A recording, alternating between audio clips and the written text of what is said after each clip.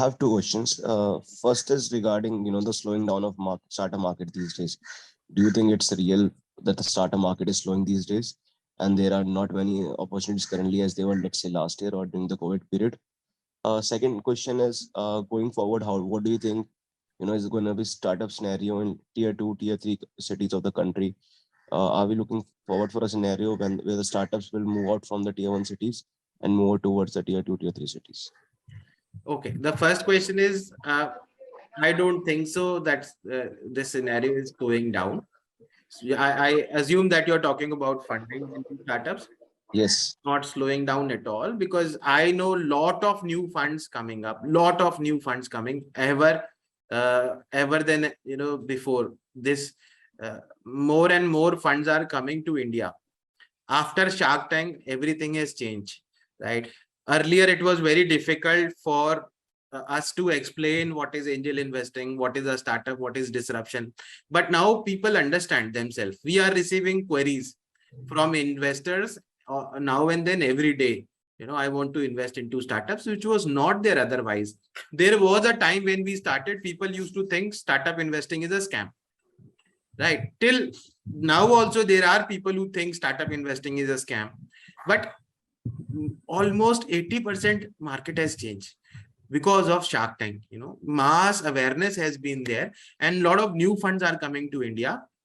Money is huge. And even if 1% of Indian stock market money comes to startups, that will be massive. This is what I believe, because here the churn is very high. Your turnaround of exit and investing into more startups will be more. By the time you reach stock market, the multiple goes 21 times, 25 times, sometimes 50 times, 100 times. But here it is, you are catching a startup at 2 times, 3 times, 4 times, maximum 7 times.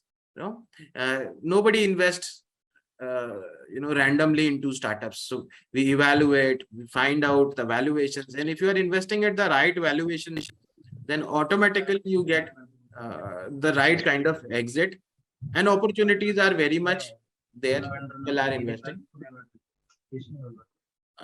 Who's talking? May I request you to be on mute, and let me answer your second question. So second, you asked about what is the story of tier 2. See, like I moved to Goa, we changed our headquarters from Noida to Goa. There are certain problems of each city, right? Here it is very difficult to find out office space because the culture is not there. Second problem is difficult to find out the staff to work, right? And the same story will be there with every tier 2. Suppose you go to Bareilly or to Aligarh or to Agra, these kind of cities, you will find challenges. In Agra, I might be, it is surprising that the office space is there still. They have the commercial organized areas because it's an old city into entrepreneurship. But there are tier 2 where you will not even find office space, people who will be able to work, or their communication level. People in tier 2 are speaking good communication. They work for Infosys, TCS, and other companies. So for startups, it becomes really difficult. People in the pandemic, a lot of people moved to the hills, to Goa, to a lot of places. But that is only for the organization which are 2, 3 people, 1 person organization, 2 people, small organization, they are able to survive. But others, they are moving back. Very difficult to operate from tier 2. Ecosystem is not there. Commercial offices are not there. Price may be high, or everything, internet facility or other things, your client may not come there. So a lot of difficulties are there. In case if you ask me, somebody wants to start a business in metro like Bangalore or Mumbai or Delhi, for business, obviously I would recommend you to start in Delhi, Mumbai, Bangalore. But for your personal life, obviously what would be the answer. So depends entirely upon in which stage of career you are, and if what kind of business you are doing. Like for our business, where everything is online, we are able to flourish. In fact, after moving our headquarters to Goa, we have scaled up 10-15 times. So that works very well for us, because we don't have many physical meetings, people coming to our office. It is not required. Even if we start meeting people, we will be able to meet one or two. Ours is a mass business where we need to connect with hundreds of people every day. So such kind of businesses where technology is prevailing, that there you can definitely go and move to tier 2, tier 3, wherever. But if it requires a lot of staff physically be placed, your customers to come, very much difficult. International airport will be a big challenge. Your customers will not come. Locals will be a problem. If too many people come, they create nuisance. Sometimes electricity becomes a problem. Sometimes internet becomes a problem. So I will not recommend anybody to start from tier 2 if you want to, if you are, want to grow rapidly. Right now, challenges are there. But if your business allows, why not? Because health is also important. If you are starting from remote places, then definitely you stay healthy, because these cities are getting more and more polluted. Any follow-up question? No, thank you so much. Thank you so much. Pleasure. So anybody else has a question? Then I can take the questions from the chat. Okay, so there is one question here. And as an investor wants to opt equity or interest as ROI. So see, this depends entirely upon your choice, taste, and preference. If you are going for interest as an ROI, obviously you will get less return on your capital, because as an interest income maximum, what they can give you is 12%, 14%, or maybe 18% per annum, not more than that, right? But in equity, you can get 10x, 15x, 20x, or zero of your capital. Nobody knows. But so depends entirely upon your choice. What I suggest is you can invest into startups. First, take the equity, become the shareholders, and then you can have some interest income coming also. Instead of putting your money in fixed deposit for 5%, you can put here for 12% to 14%. In case you are satisfied with the growth of that startup, initially start with investing, say 2, 3, 4, 5 lakh rupees in the equity, and then later on, if you feel that the streamline is good, the revenues are coming, then definitely why not? You can invest on interest also. They can take debt legally, but otherwise no startup can take money from any individual. It's not allowed. Only they can take from NBFC, but if you are a shareholder, then they can take money.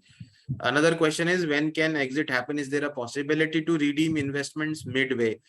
Possibility and cost, yes, you can definitely redeem midway. It's not called redemption. It's just like selling off your shares to somebody else, right? So if the exit opportunity is not coming from the startup side for while raising fund, what happens is there are so many investors who miss out the original round.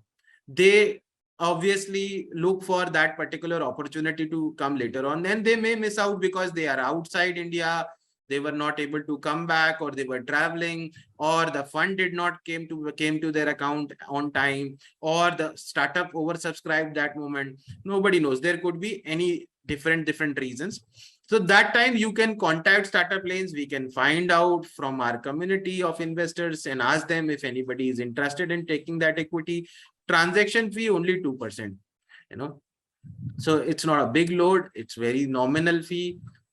Not many legal charges, nothing. Only a swift process, 5,000-6,000 rupees is what total expenditure will be of chartered accountant and all, and this is how you can transfer your shares. Another question is, when a startup fails, what is the possibility of fraud and legal recourses, if any? See, if a startup fails, automatically they cannot do a criminal or cheating kind of attempt, because there is law in the country. I don't want to say nobody wants to go jail.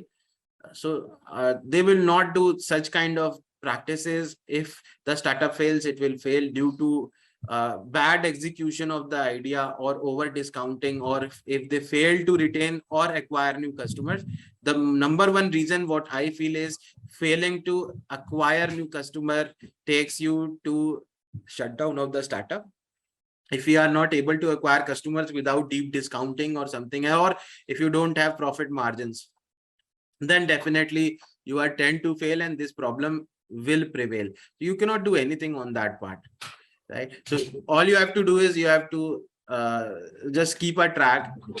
And if that goes well, if the startup is doing fine, then why not? Go ahead. Okay, the one more question is there, and then we can end this session. So the question says, will we opt to invest in traditional startups like pharma, medical devices, and FMCG?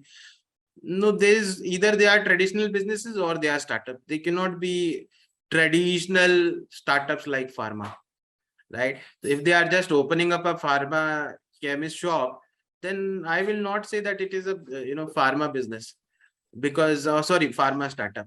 So it has to be a startup. Startup means some innovation. You need to generate value, and let me define that innovation for you. That is most important thing to understand. uh, it's more than the product. You need to innovate in pricing. That is most important.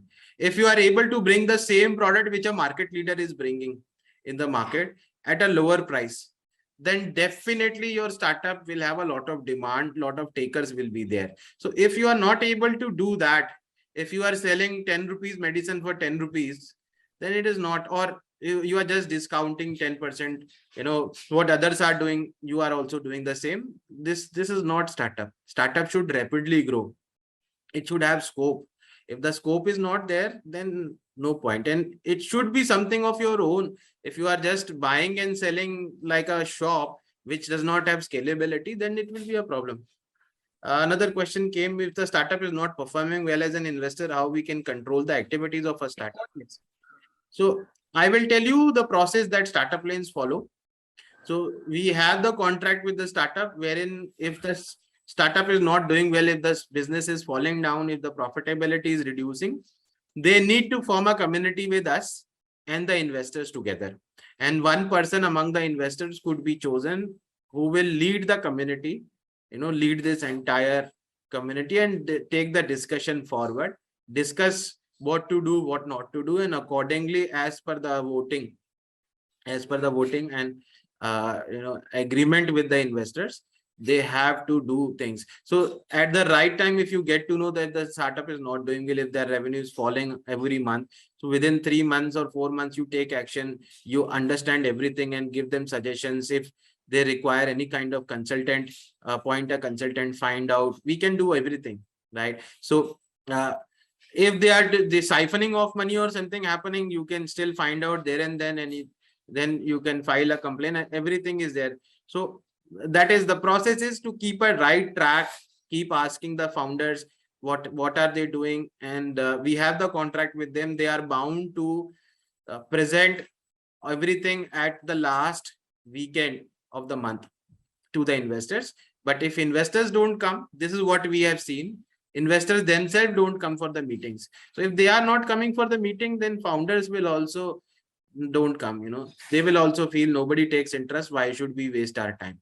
So if you are taking keen interest, if you are coming to the meetings, if you are asking them what is happening, what is not, then definitely they will provide you every update, and you will find out if anything is happening bad. You will find out, and they are bound to give you all the documents, their financial statements monthly, so you can check if anything is happening wrong. You can definitely create an objection there.